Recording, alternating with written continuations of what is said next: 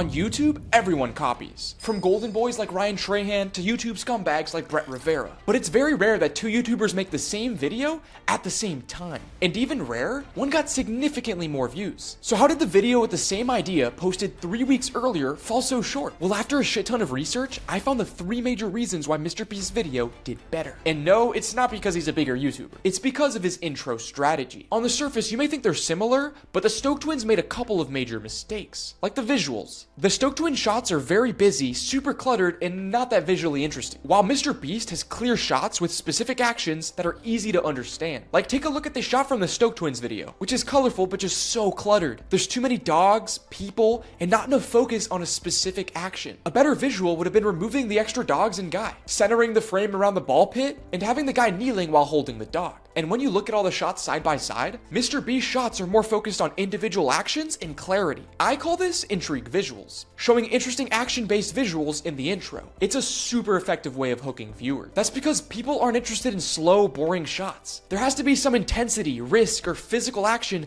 to build anticipation for what's to come. I've seen that this is most effective when you show the most extreme shots from different parts of the video, or even bring in visuals from other sources. Basically, it's showing intriguing action to sell the viewer on the content. But that's not the only reason MrBeast's intro is stronger. He gets into the content way faster. It takes him 34 seconds to show the first pet getting adopted, while the Stoke Twins take 2 minutes to show the exact same thing. That is 4 times slower. But why is this so important? Well, the reasoning is that viewers click on the video expecting specific content. The dog's getting adopted. And if the viewer doesn't get the content they clicked for immediately, they click off. This is where shit gets really interesting. Because for the viewer, that click off decision is done subconsciously. It's a decision based off something I call the value to time ratio. If it takes too long to get into the interesting content, viewers are more likely to click off as they're not getting a ton of value for their time. Versus a really good value to time ratio makes the viewer feel like they're spending their time wisely, making them more likely to keep watching. As creators, we have to remember, at the end of the day, we're entertaining people. The average person only has 2 to 3 hours of free time in a day. So they have a limited amount of times to watch YouTube videos or other activities. That's why the content we create has to be a positive value to time ratio. Otherwise, we're just wasting people's time. And this is one of the big mistakes the Stoke Twins make. If you look at both videos' transcripts, the Stoke Twins spend way too much time giving context and opening up random storytelling loops. It's unnecessary fluff, like taking too long to introduce the pets, or spending 30 seconds showing each room one by one. Things they didn't have to do to get the storyline across. But the single worst thing they did was repeat the same context twice in the intro. There's no reason to have both of these identical sentences in the intro. They already established that the dogs were in danger, and that they needed to get the dogs adopted. This is actually one of the most common mistakes I see creators make. Establishing context, and then later down the road, re-establishing that same context for no reason. See, a good intro is supposed to have 3 things. Reaffirm the click, hook viewers, and establish progression as fast as possible. And MrBeast's intro does all 3 of these. Now, we focus on the intro a lot, but once you hook viewers, your next job is to keep them watching. And this is one of the biggest mistakes the Stoke Twins made that MrBeast didn't. They messed up the video structure. If you look at the Stoke Twins structure, it's all over the place. After the first adoption, they quickly speedrun through a couple more adoptions, but then start going off on side tangents of introducing dogs by name, or a segment on advertising pets that lasted 30 seconds. I mean, just watching the video, it's almost unbearable how chaotic everything is. It feels like a random mix of jokes, pranks, and guests all thrown together. And this is the biggest thing that hurt their video's performance. The lack of focus on their goal. Yes, they wanted to get every pet adopted, but they didn't prioritize it. In one time lapse, they cut from 30 dogs to 90 dogs adopted. I get speeding up the progression, but they do this so poorly, it feels like the video is fake. Did they actually adopt 100 dogs or just 20 and then edit it to make it look like they adopted 100? Compare this to MrBeast's structure, which focuses on 2 things: showing people getting adopted and raising the stakes as the video goes on. It's not that MrBeast videos don't have any pranks, jokes, or secondary storylines. It's how they're put into the video that matters. They add detail to the specific segments. They aren't the segment themselves. And that's just one of the things that makes MrBeast's structure better. Listen up, because this next technique is straight Hollywood level stuff. I call it visual progression. Take, for example, the scene of the first guest arriving. For the Stoke Twins, it starts with a cluttered shot of the guest walking in, and then it cuts to footage of a dog in a cage, and then dogs at the guest's feet, before finally showing the guest approaching the dogs. And the issue is that the visual progression is all wrong. Good visuals play off of each other by playing on what the previous visual showed. MrBeast demonstrates this perfectly. Watch the first 10 seconds of the guest arriving in his video. Welcome, come on in. What? You're gonna adopt a dog even though you already have one? Yes, we want a small dog to be friends with this guy. And if you're wondering where these two random people came from, Did you catch it? First, they show a wide shot of the guest walking in.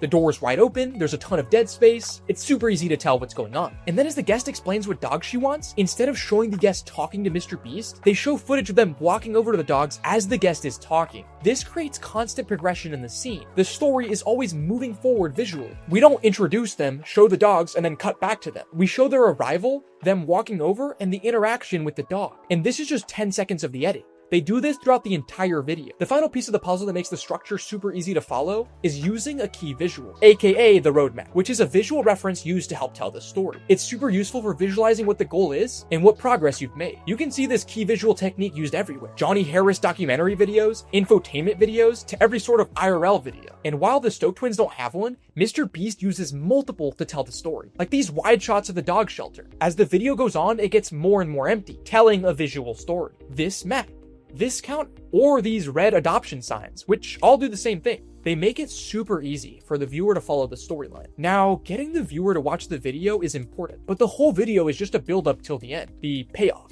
And when comparing these two videos, by far the biggest mistake that caused Mr. Beast to outperform the Stoke twins is the difference in their endings. After watching a video, the viewer typically only remembers one thing, how they felt at the end of the video. And that's why you need to make sure that your video is always building, peaking at the climax of the video where the goal is either accomplished or failed, and ending the video on a high. Too often, we don't really think about having a strong ending to the video, and I've seen this happen dozens of times on videos I've worked on, resulting in the viewer just clicking off when they get bored, and viewer satisfaction that looks something like this. You hook them, and then they just get more and more bored over time. And this is what you see with the Stoke twins video. Their ending is pretty bad. They had 3 pets left to give away, and instead of digging deep and building a storyline around the struggle to get the last 3 pets adopted, they just end the video. But on the other hand, Mr. Beast does a phenomenal job. He makes the ending the pivotal point in the entire video. The whole video builds up to the moment where the last 2 dogs need to get adopted. They show contrast between the 2 sad dogs and the 98 happily adopted dogs. This whole time, the video has been progressing rapidly, so they slow down to really emphasize the last 2 dogs, making the ending even more impactful. But the cherry on top is the final scene in the video. The final dog gets adopted.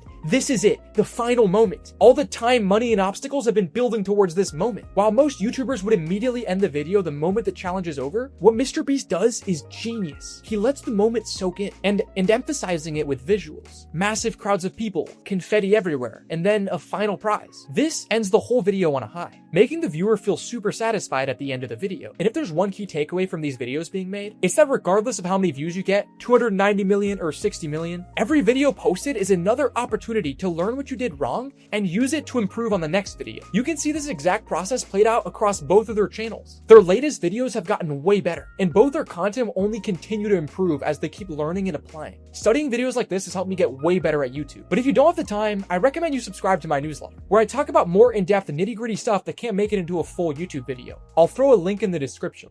Peace.